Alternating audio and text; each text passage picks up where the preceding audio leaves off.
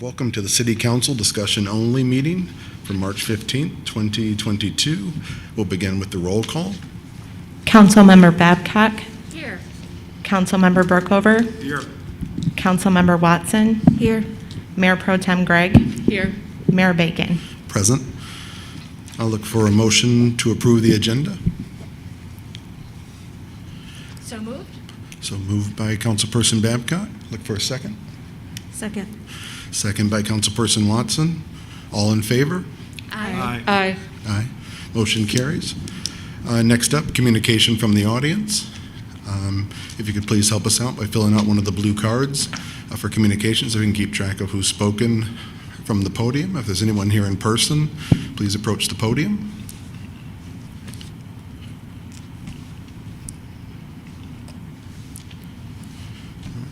All right, do we have anyone in the online queue? We do not have any callers on the line. All right, next up, we'll move on to communications from council. Councilperson Brookover. No, thank you, Mayor. Councilperson Babcock. Yes. Just shy of 2 years ago was a St. Patrick's Day that at least Councilmember Gregg and I will never forget. She sent a photo of lines snaking around the downtown bars, and she and I and the other council members at the time spent the entire day on our phones trying to reach people who could help us with the incipient public health crisis. And it was treated both as, yes, this is terrible, you have to do something, and why aren't you doing something, to, nah, don't worry about it. And the following 2 years have shown a lot of us who we are and who we are as a community. And we have one council member who was part of an effort to sew, was it 1,200 cotton masks? 20,000, yeah. We had our frontline workers, fire, police, and also the much overlooked DPW never failed to do their jobs. We had a lot of people in the community look out for their neighbors, and the schools organized an incredible lunch program to make up for kids who weren't going to get fed at school. We really saw the best of a lot of people. We also saw some of the selfish behavior that comes to the front at a time like that. And I'll never forget reading about a well-known man in the area who drove through East Lansing after being released from the hospital with COVID just after his wife died, and seeing young MSU students in front of their houses playing beer pong and other games as if nothing was going on. But we also saw a lot of MSU kids step up. We had kids who took a vow to remain very, very safe and helped us run our aftercare program, and that helped a lot of parents. It's a strange thing that so many people were so adversely affected. The loneliness, the incredible strain on parents. For me personally, I was buffeted from a lot of it just by a fluke. But we are almost at the end of this. We're still wearing masks. We still have a ways to go. If you check the coronavirus tracker in the New York Times, you see there are still infections and there are still deaths. And of course, the people who deal with that most are healthcare employees, public health employees, like another of my council members here, teachers, and of course, the cops, the firefighters, the DPW folks. But we are coming back to normal, and my hope is that we build back better. We at least are talking a lot more about mental health than we were before, and I think that's an important conversation that had been overlooked for a long time. So sometime we probably won't remember these 2 years, just as we really don't remember the flu epidemic of 1918. But I do hope that we at least gain some things from the experience. So. Are you suggesting I'm the only council member that can recall the flu epidemic of 2018? I didn't quite get that reference, councilperson. Oh, actually, I realized all of my grandparents were either born or very small children, and I'd never given that any thought, and I'd certainly never given it any thought to what it meant to my great-grandparents to have infants during that time. But no, Councilmember, you are the wisest of us, but no, I don't think you are that certainly isn't true either. But. So anyway, I'm going to hand this off to Mr. Brookover because I I already passed, I think. I've said all I can say, but thank you to those of you in the community who really rose to the occasion. It did not go unnoticed, and I think for all of us, it's been a learning experience. Thank you. Councilperson Watson? No, thank you. Mayor Pro Tem Gregg? I wasn't going to say anything, but Councilmember Babcock's reminiscence kind of brought something to mind. We recently responded to a FOIA settlement that meant that I had to go back into my email from the first 3 months that I was on council, right during the peak of all of that. And not the content of the emails, but just kind of reliving that period of time definitely brought on a little, PTSD, not to be too flippant about it, but it really was a very interesting time to be a newly elected public official. I think that all hit when we were about 3 months into our first term, and thinking about everything that we've been through in the last 2 years and looking forward to our next 2 years, I cautiously can express that I think it will be calmer than the first two. And we have gained the experience of, I would say, a decade or so. So, I think it's going to be good, and I'm definitely more confident than I was in that time, and confident that we probably will not be living through something quite that epic during the next 2 years. And looking forward to working with this team. I think we're starting to kind of find our stride as our new council, and I'm hopeful. So I think so, but to pull a Brooke over here, don't tempt fate. sure, yeah, I'm going to find something wooden and knock on it right now. But. Yeah, and I'll start with celebrations. Definitely be safe. We have every manner of celebration on the horizon here coming up, and I'll ask just for your participation and safety and all those types of things. I'm going to put my police chief here on the spot. I was reading up on your meet and greets in the sectors and neighborhoods. Can you step up and speak to that really quick? I just came in here. I'll make you work. Serves him right for showing up. Evening, Council. To speak on the community sector? Yeah, I know you guys brought it back. Yeah, we are, in 2022, one of our main initiatives for this year is to push ourselves into the community a little further. And so one idea we came up with was all of our officers are assigned to a district, and then the district fall into one of the 5 sectors.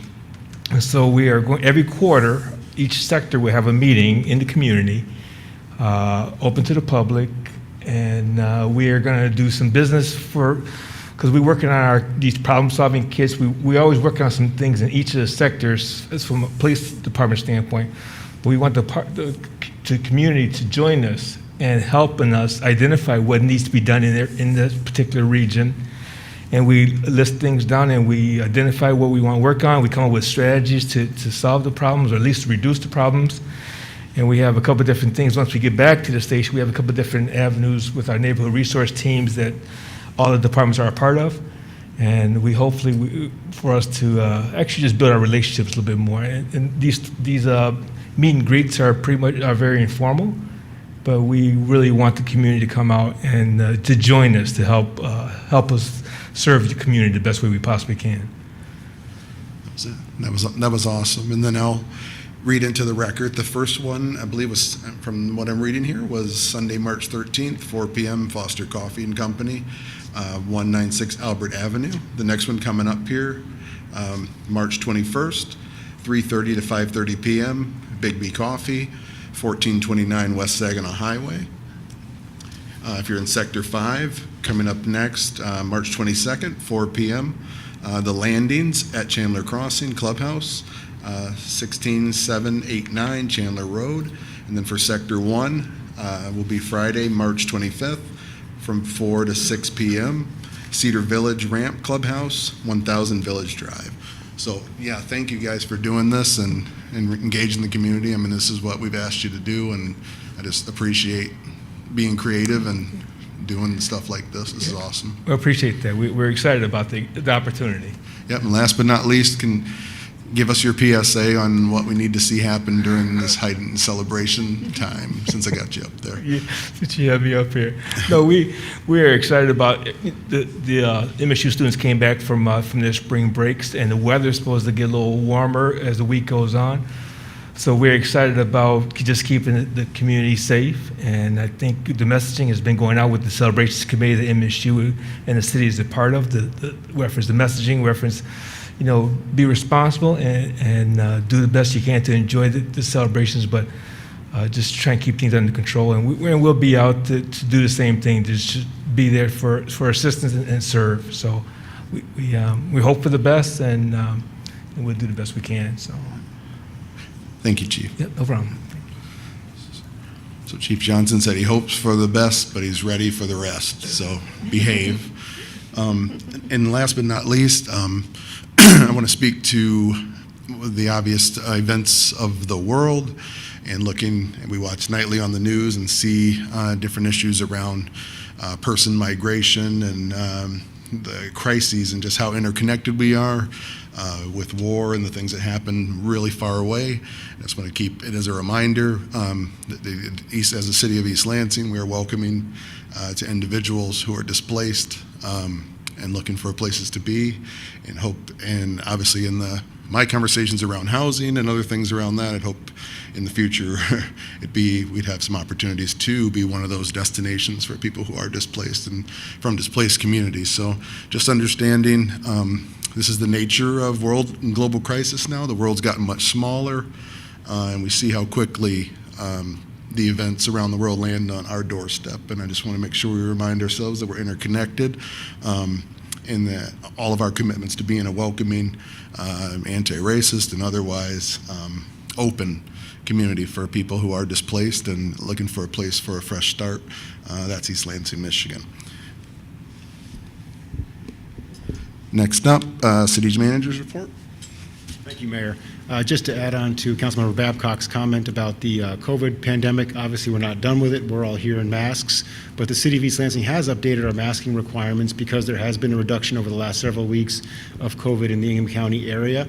So if you come into city buildings, there's no longer a mask requirement, but if you're in large group settings like us with public meetings, we will continue with the mask requirement. But for people coming in to transact business, you can wear a mask to your preference, but it's not required at this point because of the reduction. So we will be continuing with masks in the public meetings for at least the next several weeks, and be discussing that with council and making recommendations based on what we see in the community. But for now, continuing with masks in all of our public meetings and large group settings. Thank you, Mayor. Thank you.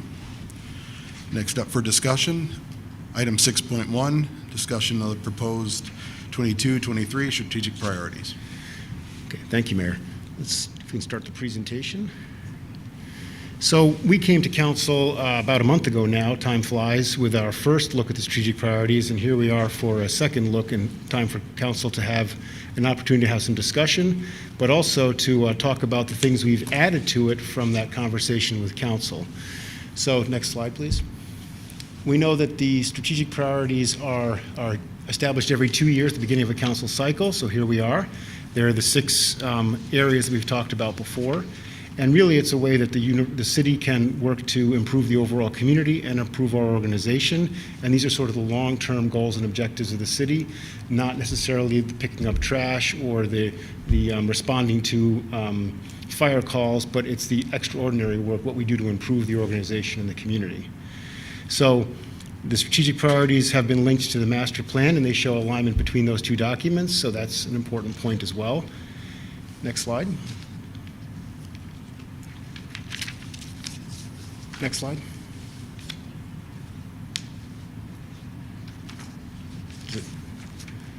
Is it thinking? There we go. So we came to council on February 15th and introduced our proposed strategic priorities, and in that situation we asked for council's feedback, any things you wanted to see added or changed, and here we are for this second meeting to show you some of the things we've added, and to of course give council an opportunity to make any additional changes or modifications you'd like or more discussion. And then what we're looking for is next week for seeking approval for the priorities for the next 2 years. And this document, of course, is an important work document for the staff as we go about doing our special projects throughout the year. Next slide. So this year, since the last meeting, we've had several changes. One is that it's a rather straightforward and easy change. The strategic priority mentioned that the East Lansing Fire Department's cadet program was to produce a diverse and a broad range of applicants for those positions that are hard to recruit for in terms of firefighter, paramedic. What we did at council's request, and a good point, was to add that East Lansing Police Department, same thing. The cadet program has the same goal of being able to create an opportunity for us to have a good group of candidates from which to recruit from for our police positions. So that was added as well. At the mayor's suggestion about emergency management is a very important role of the city. It's something we've spent a lot of time and training of our senior staff on. And Mayor asked about some sort of activity that we can do across jurisdictions in terms of emergency management. So we'll show that in the document as well. And then also, this is something that I think was added by, we've challenged staff to make sure that we are an anti-racist, diverse organization. And part of that is saying to staff, what can we do to make the organization, the community better? And our housing administrator has really struggled with the issue of restrictive covenants in neighborhoods and that they exist on housing deeds, and that she had seen that the city of Ann Arbor had actually been successful in rolling some of these back and putting additional clarifying language. And she wanted to work on this issue, and I fully support that. I've already had a conversation with our lobbyist because I know there's some activities at the state level addressing this, but you'll see a strategic priority along those lines as well. And those are the three changes. I'll quickly roll into the document, and we can go to the next slide. Let's go till we get to the one with yellow. So skip one or two. This is all, again, repeat. Restricted covenants. So what we're seeing here is that it really, what they did in Ann Arbor was not necessarily eliminating the language, but adding amendments to it that recognize the historical language and the unwelcoming nature of it, but then talking about the fact that the community is not that community anymore, and that they are a welcoming neighborhood, and that this is a place that people want to be. So I think that was an extremely positive fix to something that historically has been rather upsetting for people to see on those deeds. So that's what we're looking for here in terms of a local fix, and this is something that we want to spend some time working on. So I certainly encourage that from staff's perspective, and hopefully council does as well. And then we see at the bottom of the page the cadet program, and that is expanding that to have the police and fire as well, to make sure that we can have a diverse group of qualified people to recruit from. And then we'll skip a couple of more pages until we get to the next yellow. Go one more, right there. And emergency management is continue emergency management training opportunities to allow staff to successfully respond to emergencies within the city, including operating with regional partners in a unified command structure. Obviously, all of our training under NIMS, the National Incident Management System, is that organizations and key staff can operate together and roll into what's called a unified command, and all of our people are trained in that respect. This would be basically a high-level refresher course where we would invite regional partners and do an intensive training on crisis management, public communication, and all those aspects as well. So that's what we've added, and I would like to hear if council has any additional comments or additional feedback for us.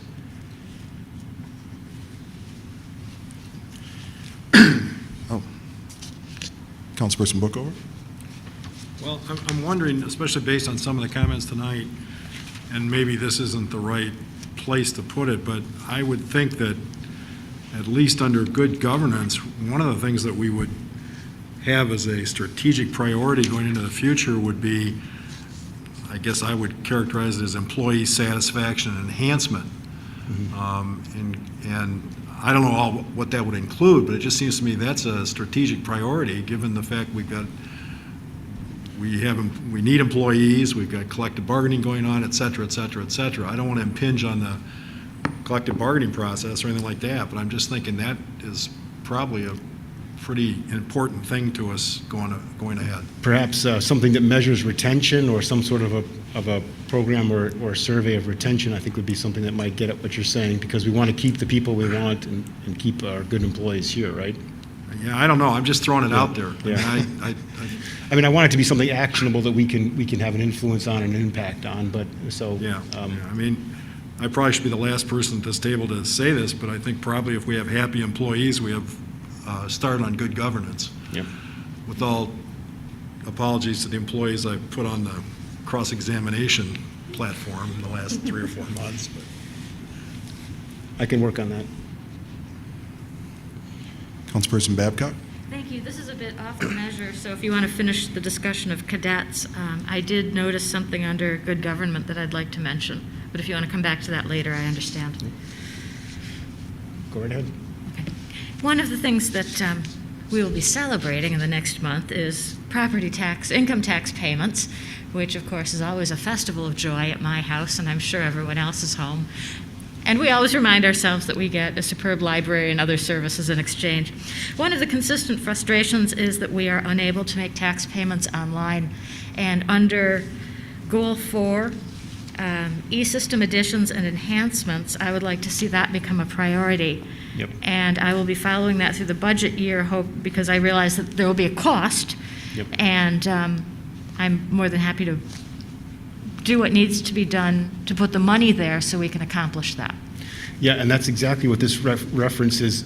You know, the city has a number of areas where you can do some interaction from an e-perspective, payments, you know, purchasing bags, various things you can do. It is not centralized, it is not terribly convenient, and there's not enough of it. So I've spoken with the finance director, and envisioning this is to try to get to a more Amazon type, you know, people have an expectation of an easier way of interacting with government and making payments. So that's the goal, and it's a big goal for government because we're not always on the cutting edge of technology, Right. but we will certainly work on that, and I understand that. Thank you. Councilperson Watson? Yeah, thanks. Councilmember Babcock, what number were you on? What reference number was it? Or do you, yeah, it's different on, I was looking at Goal 4, which is e-system additions and enhancements, and that's not mentioned there. And well, it does say enhance online payment options for the public, and I would like to see the taxes as part of that online payment option. Lisa, are you on page 13 of the e-agenda packet? Oh, you're looking at the printout. So if you look at the, right, so we've got the, It's the very first spreadsheet, Dana. right, the very first spreadsheet, so, so there's a reference number? It's off to the other side? Yep, so we Yeah. can, 6. Thank you. Sorry. Thank you. Okay. Didn't mean to cut you off. I know, yeah, that's good. Thank you. I was trying to follow, and I'm not used to seeing the reference numbers to this side instead of, beginning on the other side. So I see for the regional emergency management, I'm just curious why so the departments is just about City of East Lansing departments that we would include in that conversation. Like if it's a regional conversation, like why aren't there other cities or groups being mentioned outside of us? That would be the goal, is we would host a training and host it with primarily our people, but we would invite neighboring townships, neighboring organizations that we would interact with, county and so on, to participate with us. So yeah, that'd be the goal, is to have regional neighbors as well. Thank you. And so for the cadet program, we'll learn more about what that means dollar-wise during the budgeting? Yeah, you will. It's the cadet program, and then it's the recruiting of people out of the cadet program, and then paying for academies and paying for ongoing training to get them to be able to be sworn as officers, going through academies, and that's something we're budgeting as well on a regular basis, where we used to not have to do that, and also for fire training, fire academy as well. That's something that'll be in the budget as well. Okay, cool. And my last comment is on the restrictive covenants. We've been talking about it since I was on HRC, and so I'm happy to see that it's a priority. And if one city has been able to make movement, and I know there's been discussions, I really hope that we can make something happen in our city as well. I'm actually glad you mentioned HRC, because I was reminded that conversation has started with them and been going on with them for some time. So Yeah. I appreciate you mentioning that, because I was reminded of that as well. Yeah, thank you. And would our city attorney be included as a group to explore this, or is it not their area? Regarding the restricted covenants? Yeah. Yeah, we would be using all the resources, the city attorney's office, our lobbyist, we would be using all the resources that we need to try to make that happen. Okay, thank you. And it would obviously be work with neighborhood associations, neighborhood groups, council neighborhood presidents to launch the program. It's going to be a significant effort. Thank you.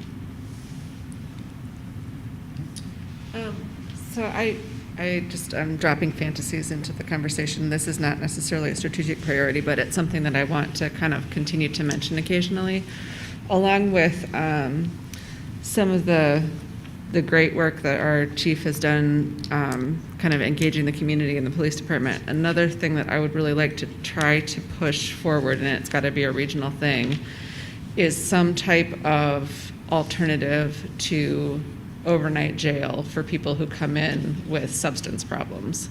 I'm envisioning something like a medically secure sobering facility. We take the brunt of a lot of these things because of our celebration culture in East Lansing. We have a small lockup within our police department, which is frequently used for people who are suffering from excess of zeal. And I don't feel that that is necessarily the right place for those people to be sobering. And then, of course, we also have people who have much more severe, addiction type intoxication. So I don't think that's necessarily appropriate for a strategic priority.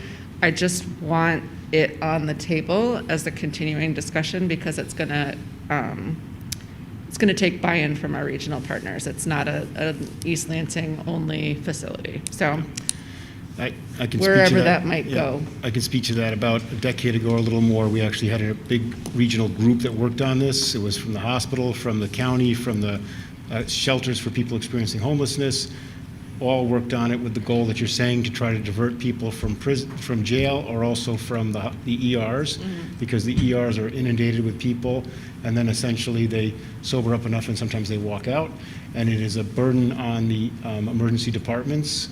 And it's not a suitable care, but it is something that requires a medical oversight, and it is not an easy thing to fix, but it's certainly something worthwhile working on.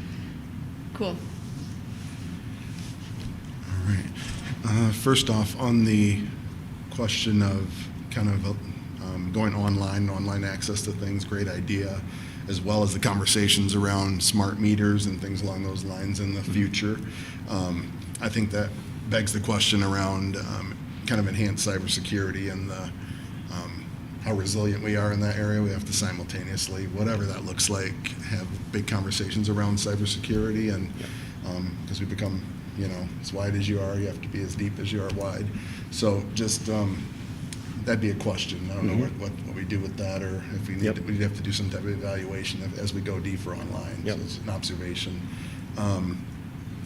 The restricted covenants question, good conversation, and a very noble task. I think simultaneously, and obviously I got the email today from a gentleman to all of council discussing housing and yada yada, and I did not put that person up to it, but I think we have to simultaneously have the conversation around housing and housing opportunities as we work through the restrictive covenants and whatever the state's doing, so it's not performative, because it's great. It's a great thing, but the damage done by the restrictive covenants is real.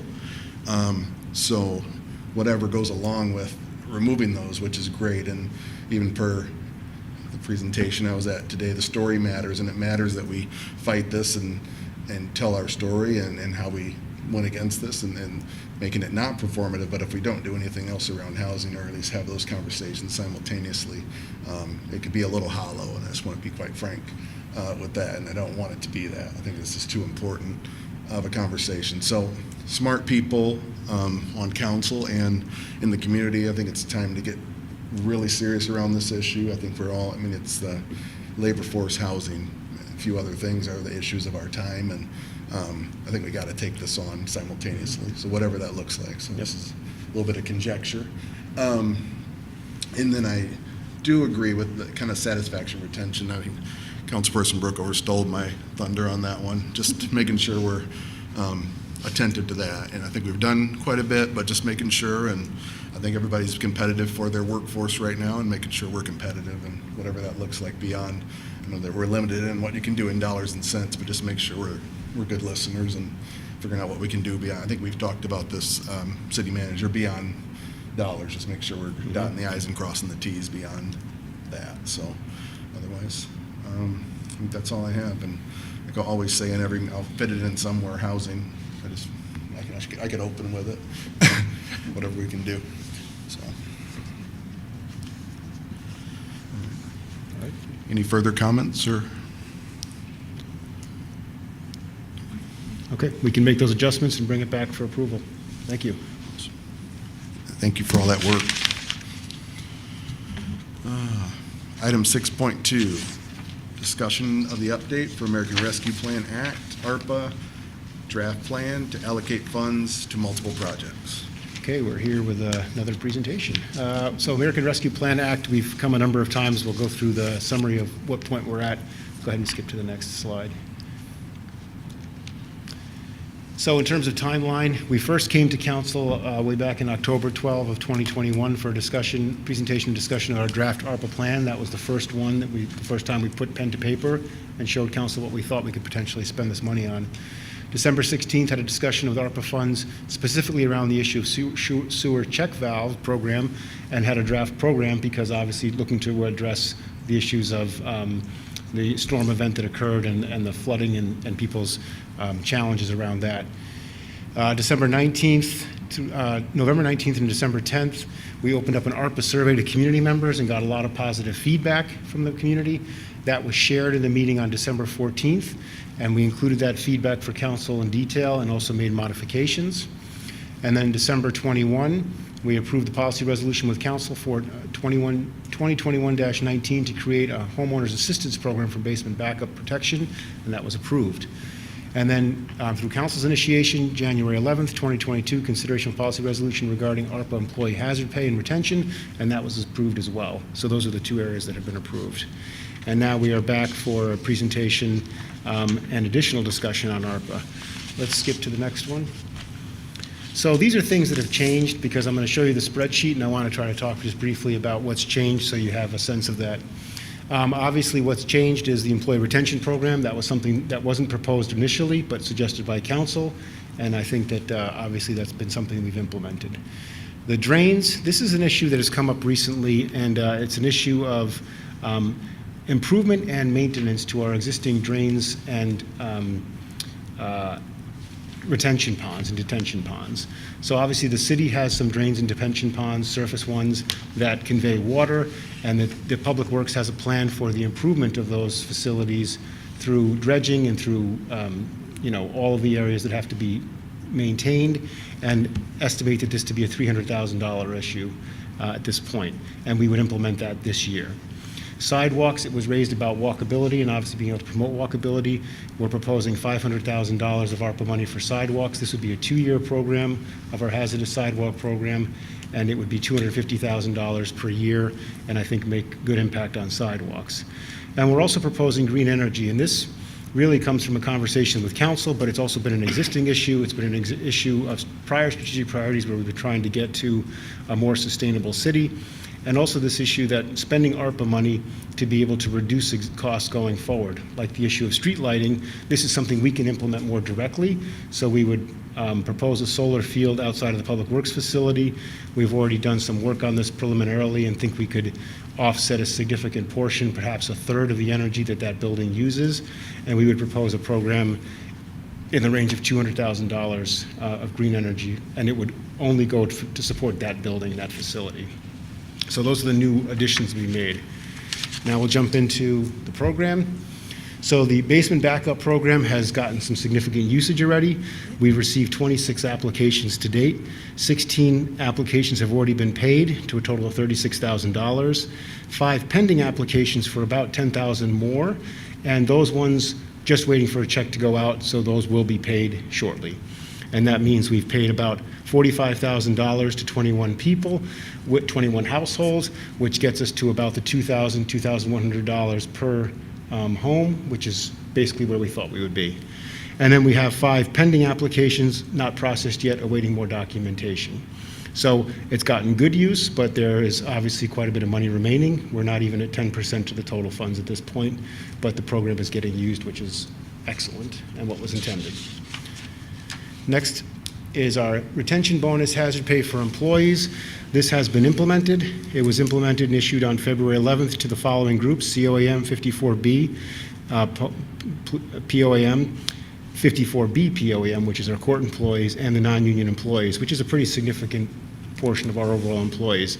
Actually, I just received notice that our ELIU, which is our Public Works, wants to sign the letter as well, so that group will be coming on as well. So other groups have to sign the letter in order to be provided the hazard pay.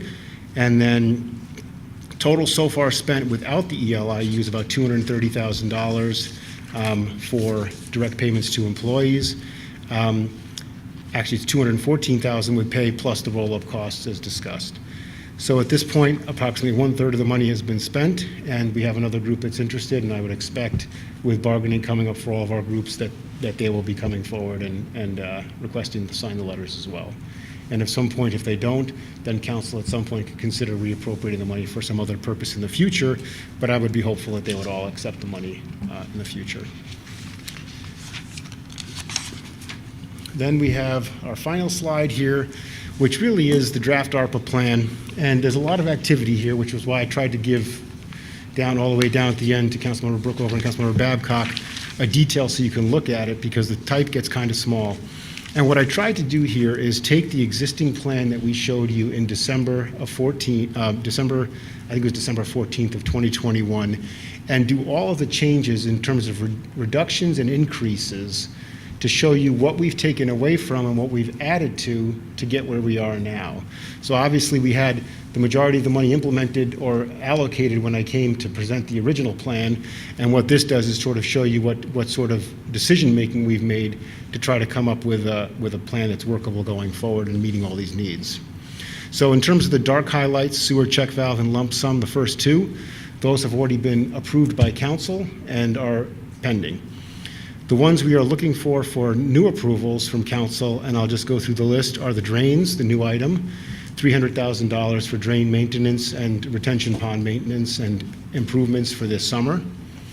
The library is something we've discussed extensively. Primarily, these library improvements are already done, and this would be paying for about $350,000 of improvements for the library. Hannah Community Center, there's a lot of repairs here. What we're looking for is to begin renovation of the third floor specifically at about $1.5 million. We would be getting more specific estimates at that.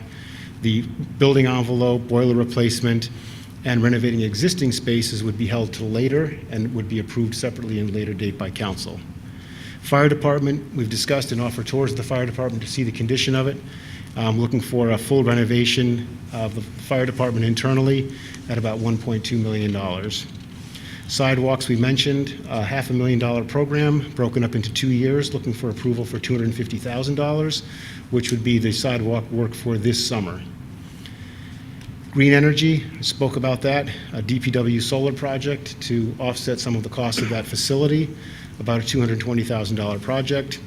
And then the rest would be parking facility repairs, and those would be used over 2 years, $650,000, primarily for the surface coatings, concrete repair, joint repairs to the facility, and then technology integration would be to be able to use more smart sort of apps and timing of terms of payments and technology integration, and then saving the elevator repair and modernization for next year. So those are the items that we would be looking for approval from council in the near future. I'm hoping to come back to council next week with a resolution to see if we can begin those projects, because if we're going to deliver these projects in the near term, we have to start getting these things engineered and bid out. So what questions does council have for me? I do have one question. The reduction of the, I mean, I don't disagree with any of these things on this list. I'd love to fund everything at its absolute, original thing, plus all the new things. I do realize that's not how money works. The $400,000 reduction on the water meters, that was a program that we were already kind of actively working on before this ARPA funding came through. What does that do to our timeline in terms of implementing those? I'm kind of thinking specifically to comments that Councilmember Babcock has raised about people not realizing that they've got running water. Yeah, no, it doesn't change the timeline for the implementation of it. What it would do is, it simply is, this was trying to offset a portion of the money that would be through the water system, paid for Okay. by the water fund. So, when we look at some of these ones that we tried to reduce ones that we had other sources of money to pay for. Sure, okay. So that's where it comes So it from. doesn't slow it down, it just puts more of it back on our... It doesn't slow it down. Okay, Exactly. got it. And what is the timeline on that? I know it's not an immediate rollout, I'm sorry. Just to derail the conversation. Hi, good evening, Council. We are currently working with Tetra Tech, who is our consultant on this project, to submit an RFP to go out for implementation. We had also hoped to get some state funding for this, but it doesn't look like we're going to fit into that category very well. So we're taking that. We're going to probably implement a phased approach to be able to implement that pilot study. Okay, cool, thanks.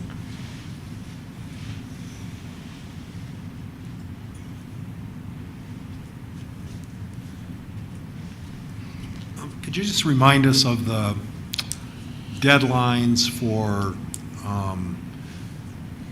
commitment of the funds and then expenditure of the funds, please?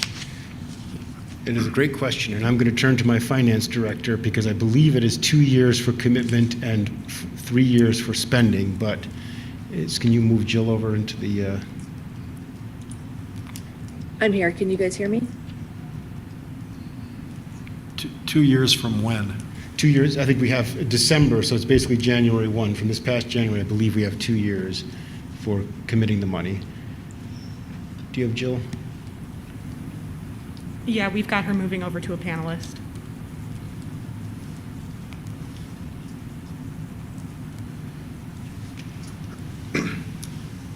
Okay, I'm here now. Can you hear me? Jill, yeah, we hear you. Go ahead. Did you hear the question? Yes. Go ahead. We have until December 31st of 2024 to allocate the funds, and we have till December 31st, 2026 to spend the funds. Okay, thank you. Thanks, Jill. And then I have another question, Mayor, if it's okay. I've been increasingly concerned about our alleged senior citizen high-rise on Albert Avenue. And maybe I was a klutz when all this was going on, but from attending some of their meetings and stuff, I'd like the city manager to look at the possibility of using some of these funds or parking funds to ameliorate two things. And I fully understand maybe we can't undo what was, in my judgment, improperly done to begin with, but I think the pickup drop-off situation for the front of that building is horrible. And I think if we really are serious about being a diverse community, we're serious about having people over the age of 55 living downtown and living other places.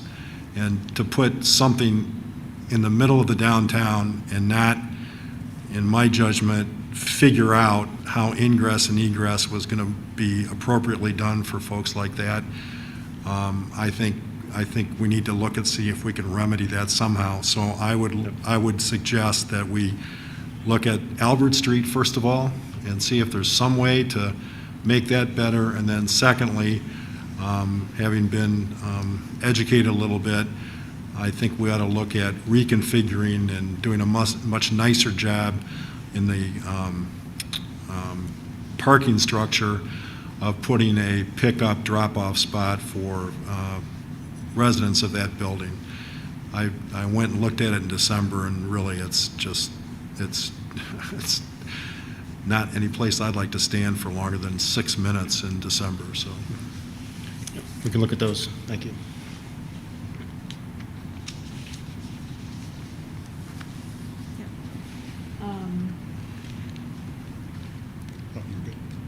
Okay.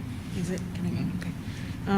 And also to Councilmember Brookover's points, I was curious when I asked before about the senior parking spots, like if that was a possibility downtown, or if some of those designated areas could help with what's going on downtown. But my question was about the hazardous sidewalk program. Wasn't that on for CDBG funds? There's a separate portion of funding for sidewalks from CDBG funds. That would be separate to this funding, which would be an additional, because that can only be done in the target areas that are covered by Community Development Block Grant. But I don't know if Nicole can speak to that and the differences. Good evening again. So the CDBG project that we put forth was, it was on Albert Avenue. It was to continue to upgrade the ADA ramps along that corridor. Essentially, taking care of the city's portion of what we would do in a hazardous sidewalk program. The city is responsible for things to where, like, maybe trees would uproot a section of sidewalk and the ADA ramps at the intersections. So that would be what would be set forth on the for the CDBG project. For a hazardous sidewalk program, we're essentially doing the same thing, but we're looking at maybe a more neighborhood-wide project that would do the same things. We have city funding and we have resident funding, because residents are responsible for maintaining their sidewalks. So it's a combination of identifying and inspecting all of the sidewalk in front of people's houses, and then moving forward with assessing the property owner, giving them the opportunity to do it themselves, or doing it through our program. And you would think $500,000 is a lot, but it goes really quickly. Okay. And so if it was merged, I believe I've asked some of these questions before, but if you merged it, because I just see hazardous sidewalk program, and I just remember seeing the same term for the CDBG. Mm-hmm. But if it was reduced from CDBG funds, would you try to find it in these funds? Or, you know? There is that possibility, of course. It would just be, you know, for the hazardous sidewalk program, I would still anticipate it to be a more neighborhood than a corridor. You know, so we may not end up doing the ramps on Albert Avenue. Thank you.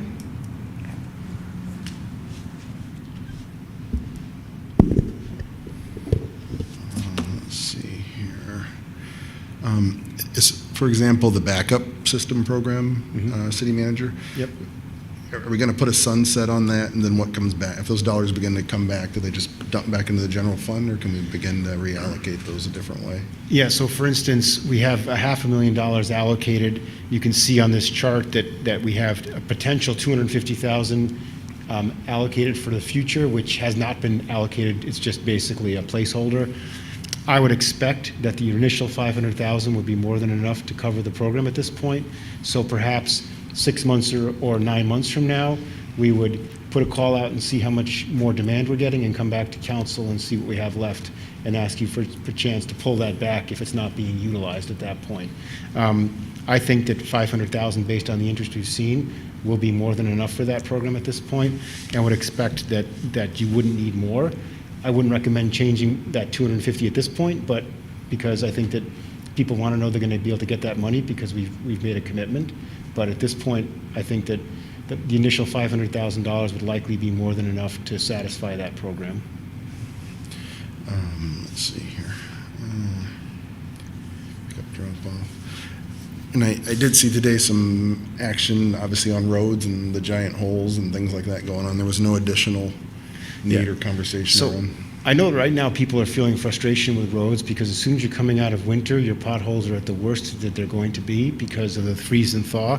So I would expect that Public Works is going to be out and about, and they already probably are now, and that a lot of these very big potholes, I've got one in my street, right in the middle of the street, that I seem to hit way too often, and that I think they're going to see some very significant improvement. We also have a number of street projects. Did you want to mention the street projects we have briefly going on? Sorry to make you keep getting back up and down, but Yes, so the street projects that we have here for the immediate fiscal year '22, I won't go fully into the '23 projects at this point.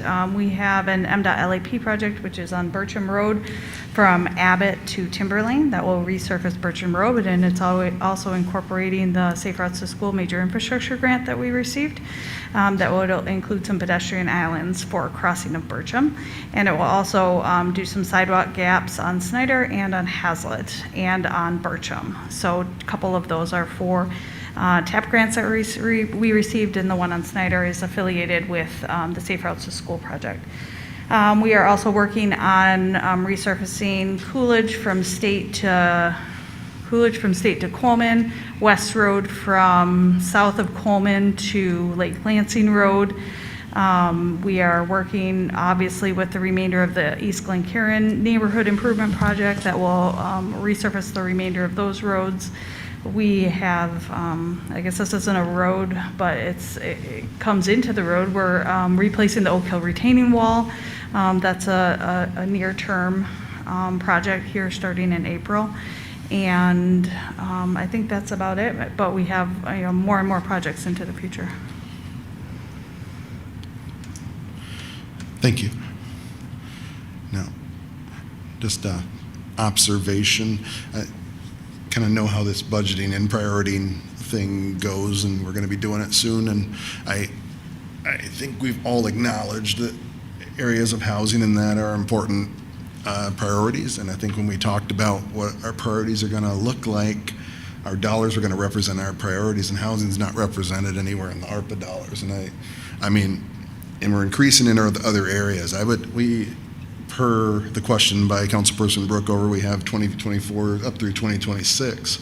I wouldn't see why we wouldn't at this time have a set aside or something in consideration of future housing or activities around housing anywhere in here versus, and excuse me to my Mayor Pro Tem not being the cheerleader, but just I know money will get spent where money gets spent. Is there any consideration of future considerations around activities versus the complete outlay of the both tranches during this process? It seems like urgency, and I have no issue with filling budget holes. We've all run a household, but it just doesn't give us any opportunity to do anything based on opportunity of anything down the road.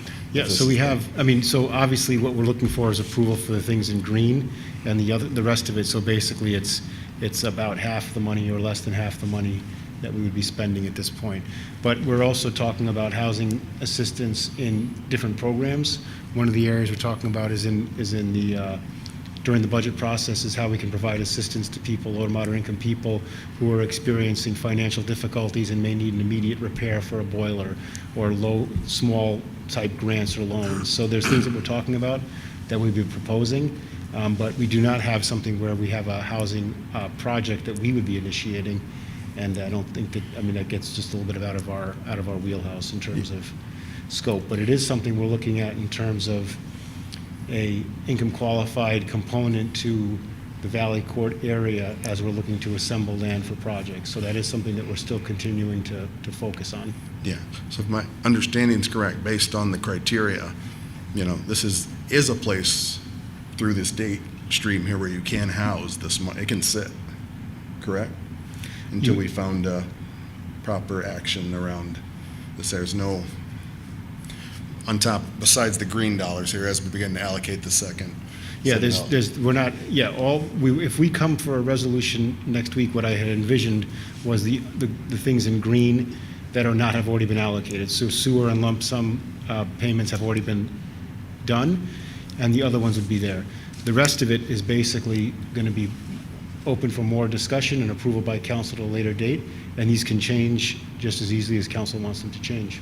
Yeah, because I could literally see ourselves a year from now at this table and, needing to have, where it's no longer just this optional conversation, where we're literally needing to say, as a region, where are people going to live in a real way? That's just kind of, and that takes time. We know how much time that takes from conversation to inception to, being real. So I think it's really difficult I understand I want all these projects done as well, but I think for the second look at this, we give careful consideration to around the area of housing. I think I can't see a bigger priority, and I want all these pet projects done and, important projects as well, but I can't, on the outside of that, I just like someone in the room to put voice to the issue of housing. I can clearly tell, just from the nature of what's being represented here, is that voice is not in the room on this Yeah, issue. I think perhaps we could have Tom come up and talk a little bit about the Valley Court area and our thoughts about trying to partner with someone to do affordable housing. It is a high lift to have the city directly try to do affordable housing because it is something that is a bit out of our area.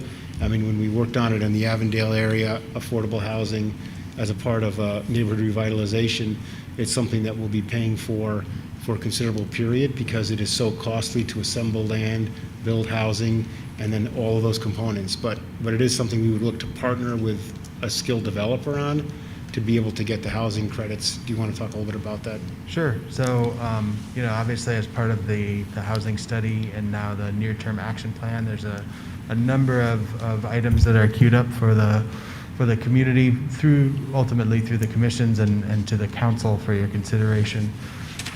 But as the city manager mentioned, one of the areas we're looking at is the Valley Court kind of area of town. Currently, we've kind of recast our efforts towards the RAP grant from MEDC and kind of moved the kind of broader discussion to kind of a phase 2. But it's very much on our minds as we look to kind of how to best incorporate affordable or attainable housing. As we know, it is one of the areas that is a priority. Yep, and just to clarify, I don't anticipate us being developing out of the dollars, but if it's a matter of having X amount of dollars to research or to apply to X, Y, Z, or where there's a dollar multiplier out there, where if you have X amount, then this X amount can be applied towards housing, that kind of thing, that we're prepared in a way during that time to move forward. That's the part I'm talking about, because there's no way it's going to, with the other budgetary conversations we're going to have, I just don't want to blow through this allocation too quickly without consideration, because that's going to, it'll go past my time. I won't have to talk about it. I won't be here, but it's going to come back up again. So I think we got to stay firmly on here and make sure someone's in each one of these conversations addressing this every time we're looking at spending dollars. So. Thanks. Any further questions or comments? I did have a question.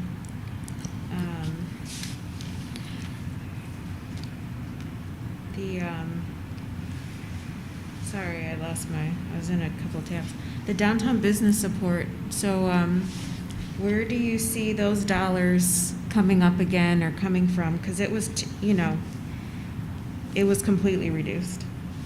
Yeah, so we removed that really because it was not a large amount of money. It was about $250,000, I think we originally put, and it did not gain much support at all from this citizen survey, so we thought that was something we could remove.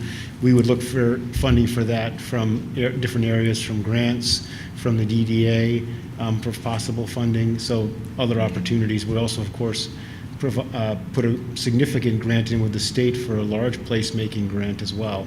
So there's different areas we're looking for those dollars, and I think that we still are going to be able to do and deliver the Alvarez al Fresco and the downtown placemaking things that we've did last year, hopefully a little bit better this year. But this is, looking for the grant dollars from the state is to do things over and above that. Okay. And when you present this again, are you able to add the December 14th to this? And I think it would be cool to see it merged if it could, I don't know, be in red or something to follow the path, but are you able to just add it as well so that we can, go backwards and forwards? Okay. And it is on the agenda from the December, I think it was December 14th. Yeah, and I did go back and find it, but it's, it's far simpler if it's, they're like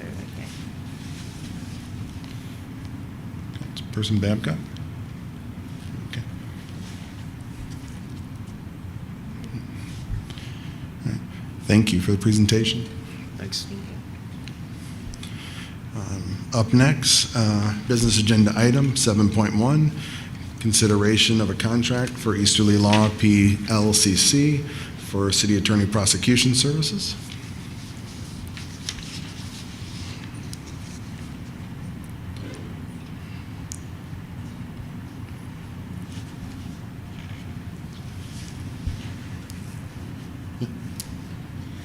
I move that we contract with Easterly Law PLLC for prosecution for the city of East Lansing at the flat fee of $360,000. Of course, as a flat fee, it would not be lower, but it would also not be higher. I'll second.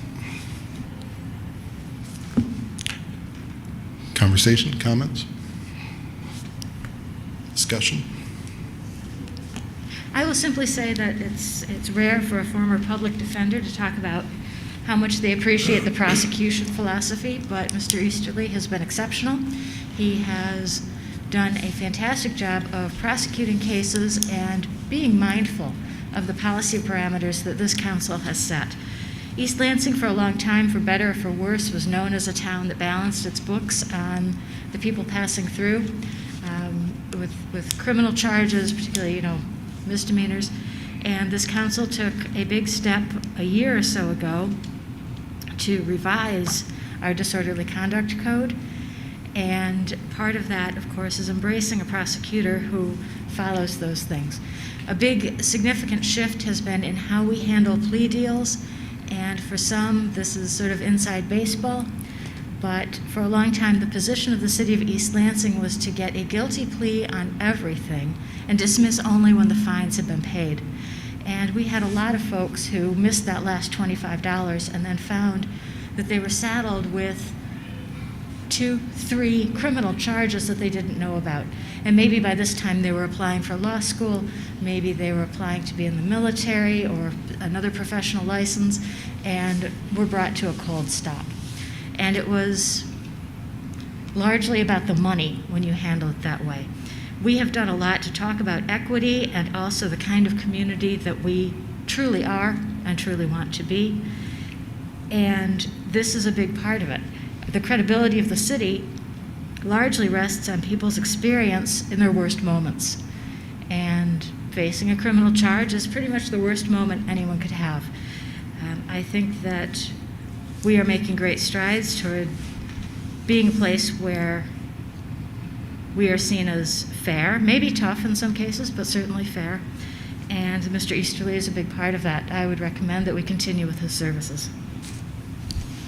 Thank you. Councilperson Brookover? I assume the motion, councilperson, is to approve the contract that's attached? Yes. Okay.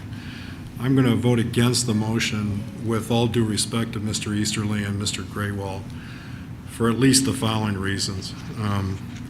I think this contract is insufficient. I have 5 points to make.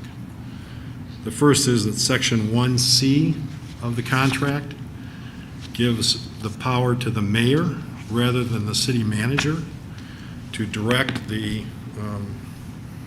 to in part direct the prosecution city attorney.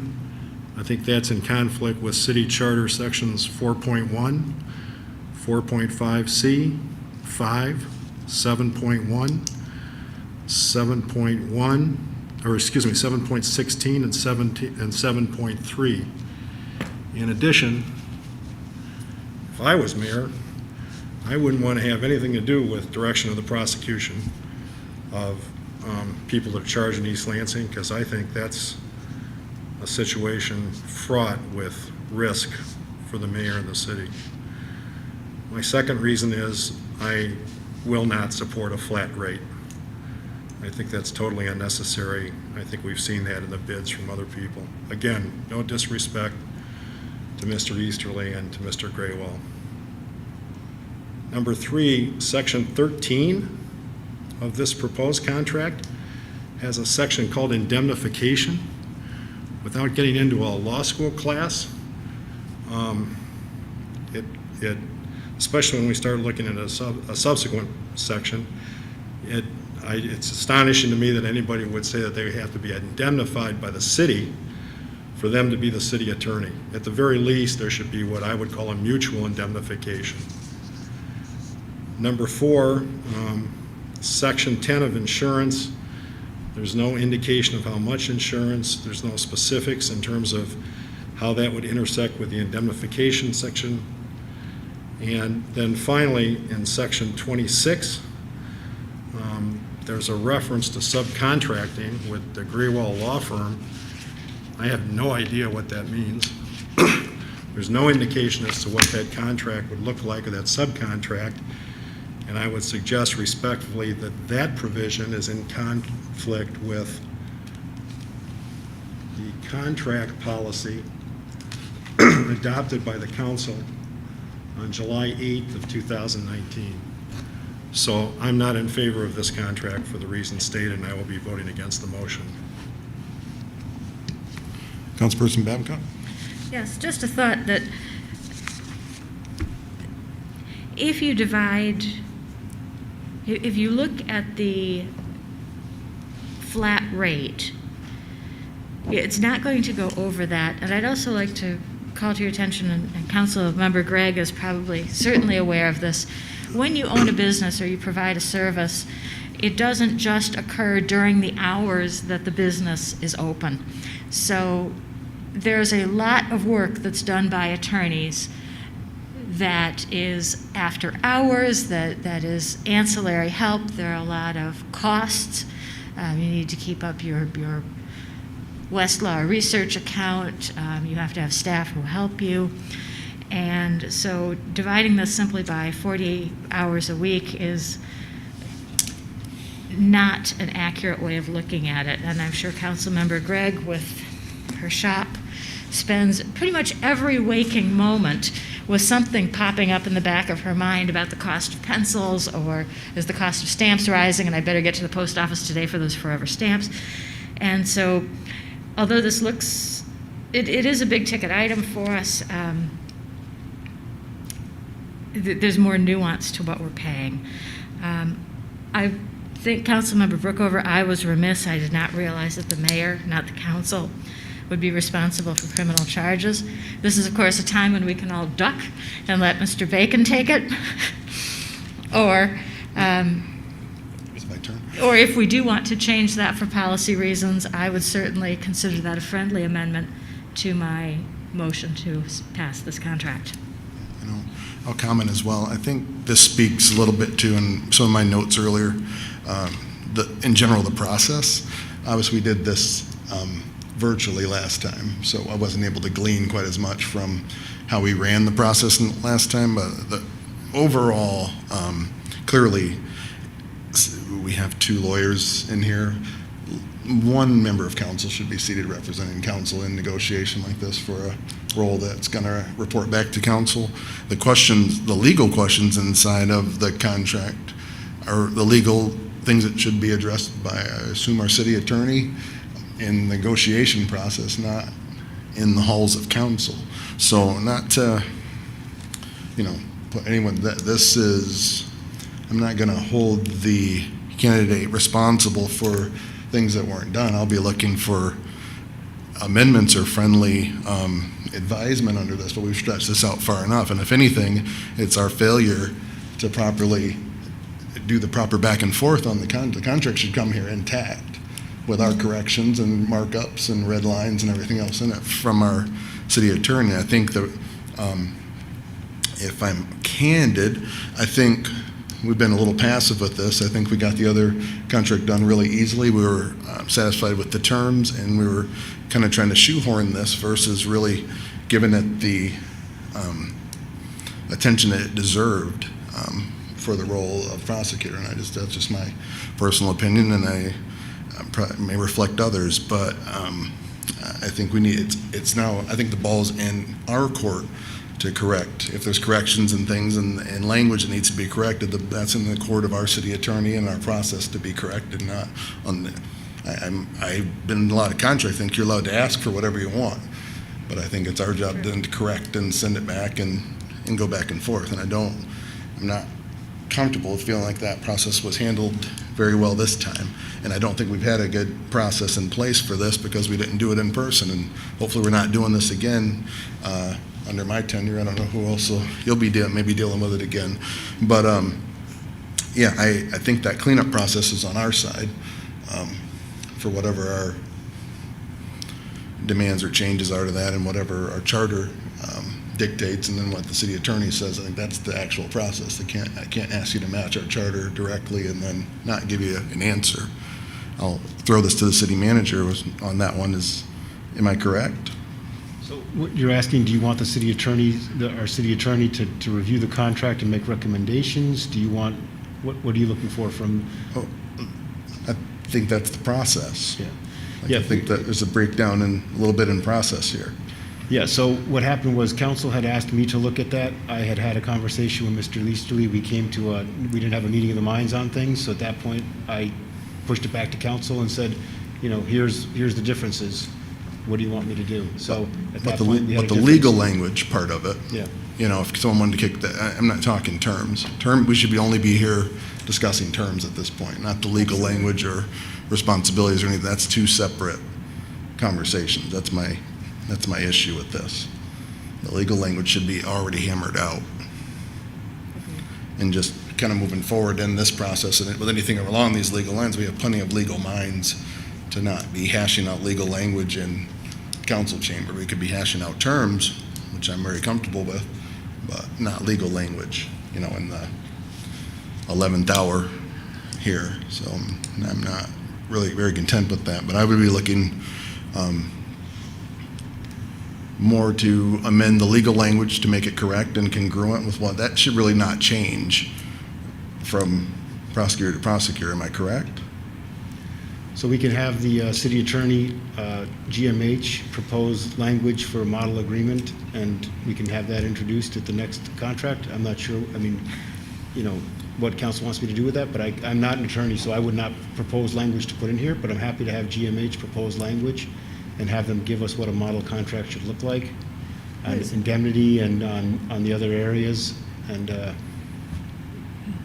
tell us that. I was curious, did anyone vet GMH's contract? So I believe that we had,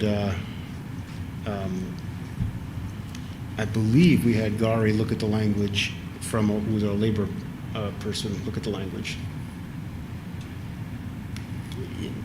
I'm sorry, was that someone on staff? No, Gary is the labor counsel, so she's the attorney who handles employment and labor matters, because we can't have anyone else, we don't have any other attorneys, and it has to be reviewed by an attorney. Could she vet his as well, if that was the process for the new city attorney? Yeah, the only thing was that they proposed, we used the language that they proposed and sent it on, so we can take this contract and send it on to Gary and have her review it as well. Well, I was just wondering about that, but may I take a turn? Yeah, you're right. Just speaking of terms, I appreciate that this term is 3-year term. And by the end of that will have meant that Mr. Easterly has been with us for 5 years, and that feels really good in the direction we're trying to go, and also the consistency that we're looking for with someone that has experience with us and has definitely appeared to be just really on board with going forward with us. So I will be voting in favor.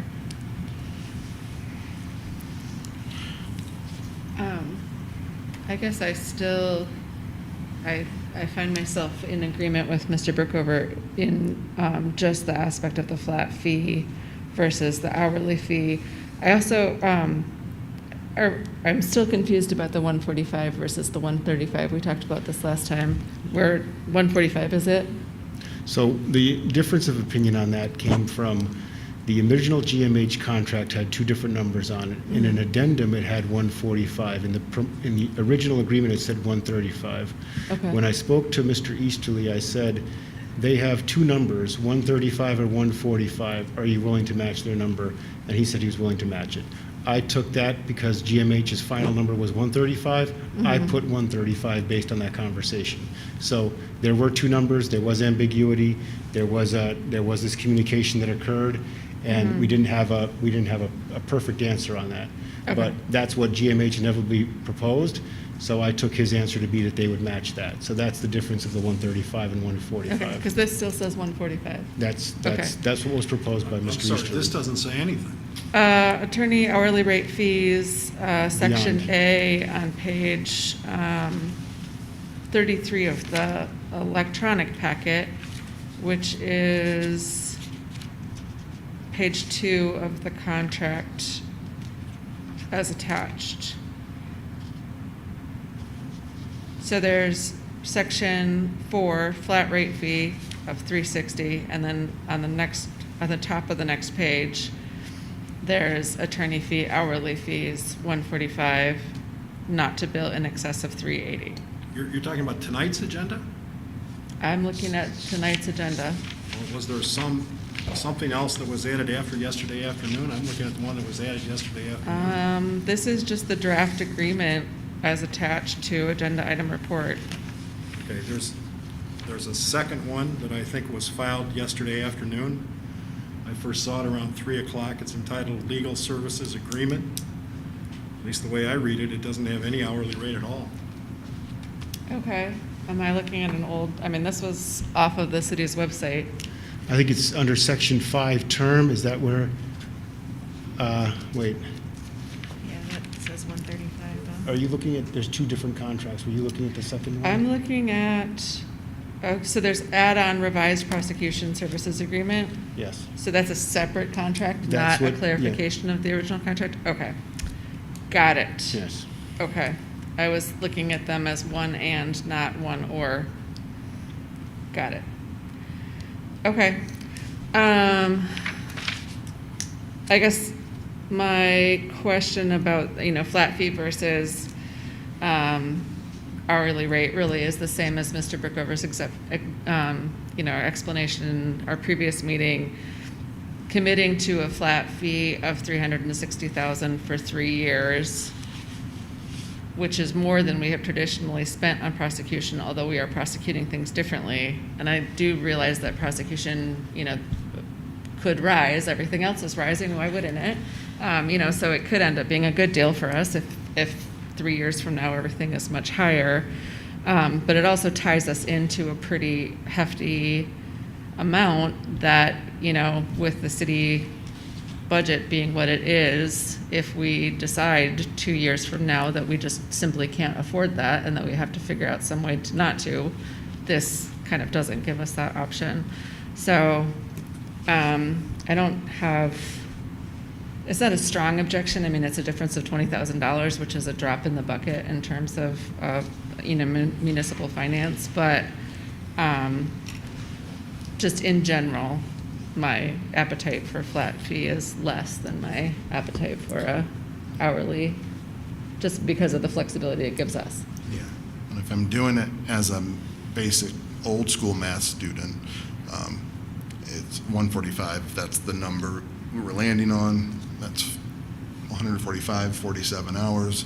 So if your average week's 47 hours, so high or low, you're sitting at 47 hours, even if that's how we're even viewing it in an hourly scenario, that's not much difference. And if you're mitigating risk, if risk is the thing that we're trying to mitigate versus, big ebbs and flows when we're budgeting and that side of it, I do think there's a benefit. I'm into cash flow in that way. If I can mitigate the risk of really high months versus, there's something that occurs where we're doing a massive prosecution or something, what happens around here. And we're having 80-hour weeks or things like that, or needing multiple Yeah. prosecutors or that kind of thing. That's what I'm would rather mitigate for, and understanding that was what we originally set out for with the numbers when we put forth our original bid. That's what broke the original deal. People aren't able to stay Got it. kind of under the original agreement. So that True. And the second reason was we separated prosecution under the kind of assumed agreement that prosecution and the city attorney were different jobs. So if we're valuing one at slightly different, that's kind of a philosophical thing, and that's up to future councils. But what I think should not be up to future councils is this process, which needs to be fixed more broadly, and where we pull out our process moving forward so this never happens again on this. And I think what I would want here is clarification from the city attorney under kind of the observations of Councilperson Brookover. If there's legal language that needs to be changed, how do we change that? And then I'll look for a vote on with the changed language on the original motion, but I want to do that all legally and straightforward here. But the bulk of this problem is on our side, and this process needs to be completely cleaned up for how we execute this going forward and for future councils. So I do have one question, one more question, and then a possible amendment suggestion. To Mr. Brookover's point, so having split the city attorney from the prosecutor, the only position that's defined by charter in our system is the city attorney. So the prosecutor is essentially under the city manager management. I would say it's still a city attorney, so Okay. they still would work for council as a city attorney. So then really, in order to clear up this paragraph C, we would just remove the mayor and leave it under the supervision of the city council as a body? I think the charter would require city council and the city manager. The city manager is the chief administrative officer of the city, and I think that if you look at the city charter, the city manager has the responsibility, albeit perhaps under our direction, to manage the administrative officers, and the city attorneys are administrative officers under the definitional constructs that are contained in the city charter. So the answer to your question is, in my judgment, we ought to simply substitute city manager for mayor, so it's under the direction of the city council and city manager, Oh, I see. which is what was Got in the it. Gianmarco Got it. contract and every other contract I've reviewed for a city attorney in the last 6 years. So assigned by city council or city manager. Okay. So the amendment or the motion that's on the table right now is to approve this contract as written, which has been seconded, and we have so far had no proposed amendments, although we've had some discussion around the language. Correct. However, I would consider it a friendly amendment to make that technical change, which would move it to city council and city manager. Okay. Can I move that amendment, if you don't mind, Councilmember Babcock? So I would propose a friendly amendment to change subsection C under paragraph 1 to read by the city council or city manager, and then approve this subject to the,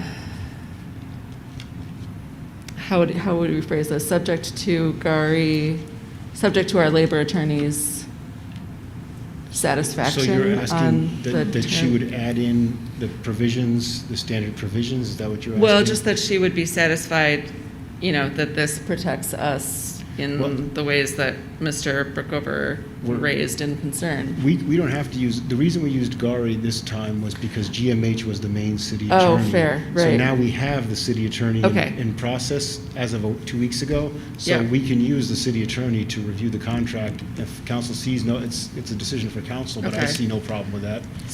Which incidentally might be cheaper. Which is what? I'm sorry, Mr. Incidentally may be cheaper than Gary. Sure, fair. She's worth every penny, though.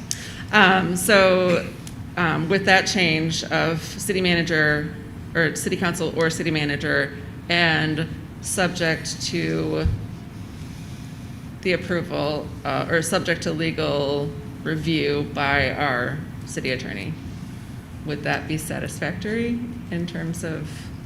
Do we need a city attorney opinion? I'm not sure the motion's valid. Well, Mr. Brookover is a much better lawyer than I am in that he is a lawyer at all.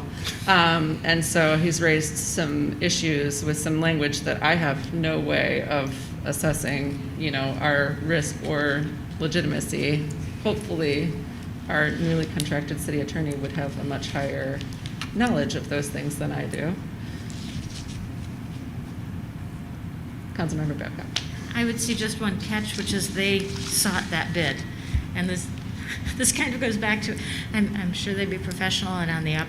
This kind of goes back to what the mayor was saying about how, the other contract wasn't hashed out in the council chambers, and this one shouldn't be either, but here we are. I very much want to get this done. So, until you said that I was about to second your friendly amendment, I'll refrain. But if someone else does, then we can. Without a second, it I'll essentially doesn't exist. I'll second the language Okay. change. No. Okay. May I make a comment? Oh, I'm sorry. Go ahead, please. From what I recall, our decision for prosecutor and our decision for city attorney has been step and step. And so it seems, just again, it's like the new city attorney's contract was vetted, but then Mr. Easterly's wasn't. And so now we have this new city attorney, and it just kind of feels like, I don't know, like someone giving an oversight that wasn't happening when the first group came through, when everybody was coming through together. So I think partially that's because we've divided it into a process that it's never been before. There's never been a city prosecutor before, and so, in the past, there would have only been one contract to review, and this is kind of a hanging out in, it's a new thing. It's a totally new thing. We're inventing it, which I think is great, and I can't wait to get Mr. Easterly on board. We just have to figure out how we're going to pay him. Yeah. And with all due respect, I think process is important because Prosecutor Easterly is a young man. This probably won't be his last ever job, and we'll be having to ask someone else to sit in that seat in the future. And this process has to be far more organized and upfront and transparent and process and easier, where we present our points and they can bring their counterpoints and we review, and then we come back like this. This will be a separate conversation, but that we work through a process, maybe right after the budget process, somewhere in there, that we get a new process in place for this now that we're back in person. And I'll take full ownership, since we did this virtually last time. I didn't have a reference point for this, but now seeing it play out, I'd like to see the process get cleaned up. So I just think the two processes should have been the same because they were moving contemporaneously, but here we are, so there you have it. yeah. But we'll put the processes in writing. I think that's Excellent. the key. Live and learn, so. All right. Where are we at with this motion? So we have a motion on the table to approve this contract, and then we have a friendly amendment to approve it with the change of removing mayor and replacing city manager, and subject to review by our city attorney. Yeah, I don't think it's a friendly amendment anymore because the maker of the motion rejected it. So Okay. there's a motion to amend the motion, which was seconded by the mayor. Yep. Okay, so we have a non-friendly It's your motion possible now. It's a amendment. motion to So amend. we would have to It's a vote. semi-friendly amendment. It's a non-enmity amendment. So we would have to vote on the amendment before we could vote on the motion. All in favor of the amendment as presented? Aye. All opposed? Okay, so now we're back to the motion as amended, and we can discuss it some more, or we can vote. Any further discussion? All right. Now we'll be voting on the original motion. As amended. As amended? Yeah. All in favor? Aye. All opposed? Aye. Motion carries 4-1. Welcome to the team, Mr. Easterly. Or welcome back, or carry on, as it were. Yes, onward, ever onward. All right. Thank you for coming out. Meeting adjourned.